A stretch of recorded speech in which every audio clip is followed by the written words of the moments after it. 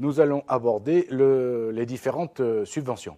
Et pour ce faire, nous allons étudier successivement justement les différentes sortes de subventions, puis leur comptabilisation, ensuite une synthèse d'écriture liée à une cession d'IMO amortissable. Alors une petite remarque pour vos camarades en ligne, pensez à télécharger les documents qui sont à télécharger avec ce cours parce que sur les diapos, ça ne tenait pas en une page.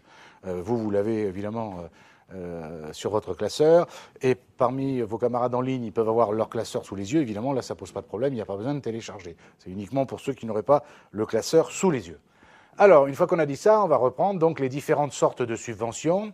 Donc, il existe d'un point de vue comptable 3 types de subventions. Les subventions d'exploitation compte 74, les subventions d'équilibre compte 77,15 et les subventions d'investissement, nous le verrons en détail tout à l'heure, pour lesquelles on utilisera le compte 13 ou le compte 777 et j'irai même ou le compte 777. Mais on va voir ça en détail puisque c'est ce qu'il y a de plus délicat. Reprenons les subventions d'exploitation, donc le compte 74.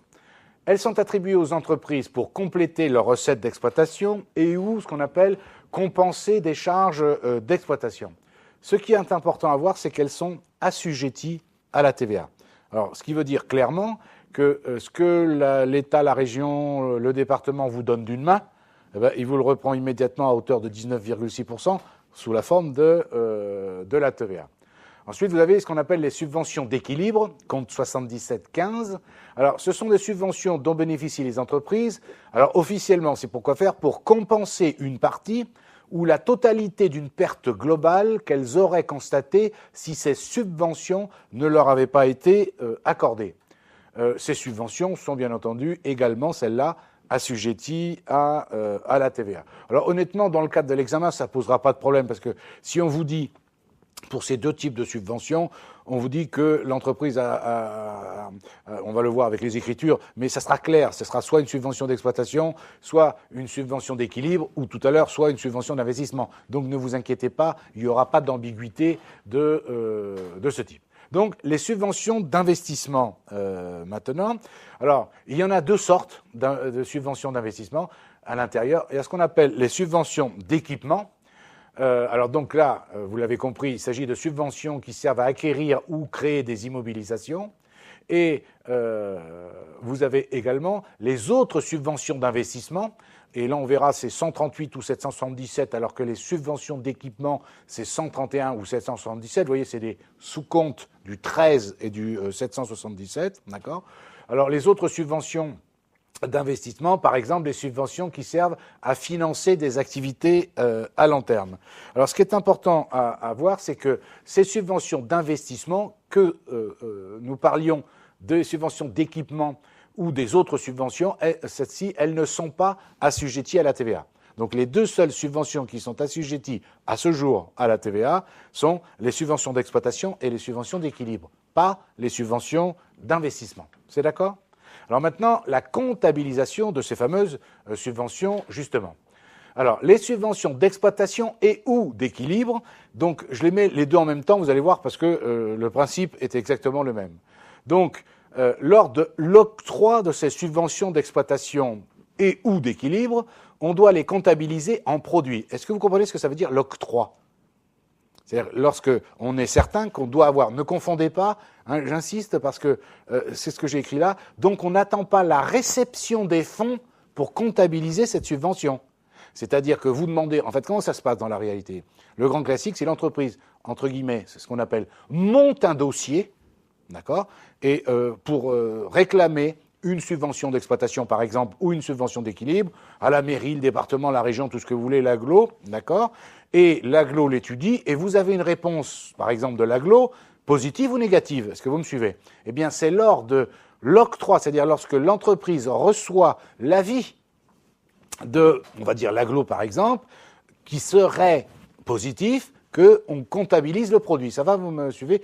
On n'attend pas de recevoir les fonds. Je ne sais pas si vous voyez le petit souci que potentiellement ça pose. C'est un problème de fiscalité. Pourquoi ? Mais parce qu'imaginez, on va le faire exprès, un exemple un peu outrancier, une entreprise dont l'exercice se termine le 31 décembre, vous me suivez, et qui reçoit l'octroi ou la réponse, on va dire, positive de la région pour une subvention de 100 000 euros, elle reçoit l'avis, si vous voulez, au mois de décembre, et c'est versé par la région 6 mois plus tard, ou 4 mois plus tard, ou 3 mois plus tard. En tout cas, c'est versé lors de l'exercice qui suit. Je vous rappelle que vous allez voir, comme je vous l'ai dit tout à l'heure, on l'enregistrait en produit au titre de l'année d'avant. Donc on va payer des impôts sur quelque chose qu'on n'a pas encore perçu en termes de trésorerie. Ça va, vous comprenez que c'est... Oui, il faut faire attention, il y a des incidences immédiatement. D'accord ? Donc, exemple, vous allez voir, une entreprise reçoit le 12 novembre N la notification de l'attribution par la commune d'une subvention d'exploitation ou d'équilibre, peu importe, de 20 000 euros qui sera versée courant janvier. Eh bien, quelles sont les écritures liées à cette subvention? Regardez bien, le 12 novembre N, donc lors de l'octroi, regardez bien, très simple, 12 novembre N, 441 État subvention à recevoir, puisque dans cet exemple-là, je n'ai pas reçu l'argent encore, j'ai juste reçu l'avis positif, pour 20 000 euros. Et rappelez-vous ce que je vous ai dit, ce sont des subventions qui sont assujetties à la TVA. Donc on vous donne 20 000 euros, mais sur les 20 000 euros, c'est pour ça que ce que je mets au crédit des comptes 74 ou 77,15 selon le cas, subvention d'exploitation, je le mets pour le montant hors taxe, 20 000 divisé par 1,196, et donc le reste, c'est donc de la TVA collectée. Même chose pour la TVA collectée. Hein. Vous voyez, TVA collectée, au titre du mois de novembre ici. D'accord ? Donc ça veut dire que fin novembre, ça rentrera dans le calcul de la TVA à décaisser au titre du mois de novembre, alors qu'on n'a pas encore reçu l'argent. Très bien. Et en janvier N+1, puisqu'on imagine que c'est versé en janvier N+1 réellement, 512 banques à 441 État subvention à recevoir. C'est-à-dire qu'après la deuxième écriture de janvier, vous voyez que le compte 441 n'existe plus. Ça va, vous me suivez ? Donc c'est la même écriture au niveau du principe, que ce soit une subvention d'exploitation ou une subvention d'équilibre. La seule chose qui change, c'est le compte. On passe du compte 74 au compte 77,15. Après, les subventions d'investissement. Alors là, il y a comptablement deux possibilités qui s'offrent à l'entreprise.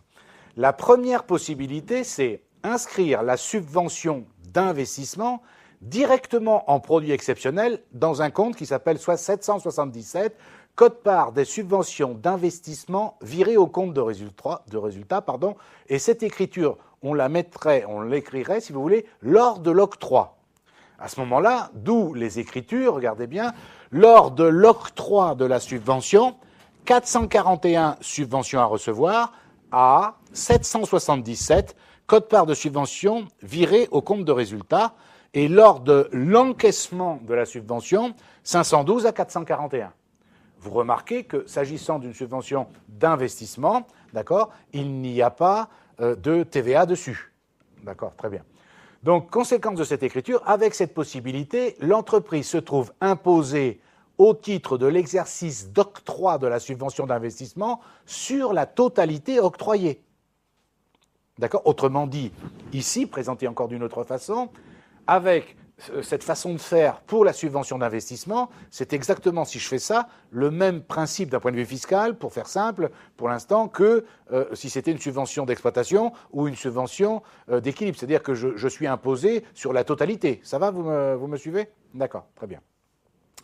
Le problème, c'est que cette possibilité est rarement utilisée par les entreprises, puisqu'elles se retrouveraient, si elles choisissaient cette solution, imposées au titre de N, en totalité sur la subvention octroyée en N, indépendamment de la réception effective des fonds. Vous avez compris. Autrement dit, une entreprise qui recevrait 120 000 euros de subvention d'investissement en N se retrouverait au titre de N imposée à hauteur de 40 000 euros si on suppose un taux d'IS de 1/3. Vous savez, vous me suivez. C'est une possibilité. Ce n'est pas interdit par la loi. Comme je dis toujours, si vous voulez payer des impôts, et beaucoup d'impôts la première année, l'État ne va rien vous dire dans ce sens-là. Là où il ne sera pas content, c'est l'inverse. Vous devez payer des impôts et vous ne les payez pas. Mais là, vous avez une possibilité.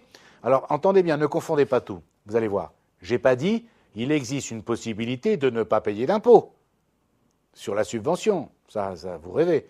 J'ai dit il existe une autre possibilité que l'on va voir qui va consister à étaler l'imposition, si vous voulez, sur plusieurs années.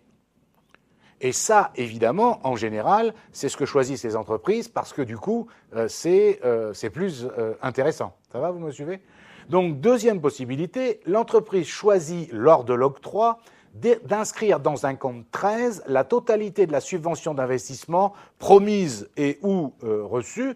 Et ce qui se passe, c'est que à l'inventaire de l'exercice d'obtention, ainsi que aux inventaires qui suivent, l'entreprise va réintégrer comptablement, c'est-à-dire mettre dans un compte de la classe 7 une partie de la subvention qu'elle avait reçue au départ. Autrement dit, elle va exactement étaler, c'est le terme qui convient, la subvention sur plusieurs exercices. Vous vous souvenez, à un moment donné, on avait parlé des charges à répartir, mais là, c'était des charges qu'on répartissait. Eh bien là, c'est l'inverse, c'est des produits c'est un cas particulier qu'on a le droit de répartir dans le temps. Autrement dit, avec cette possibilité, l'entreprise étale la subvention d'investissement sur plusieurs exercices et donc étale l'impôt sur plusieurs exercices.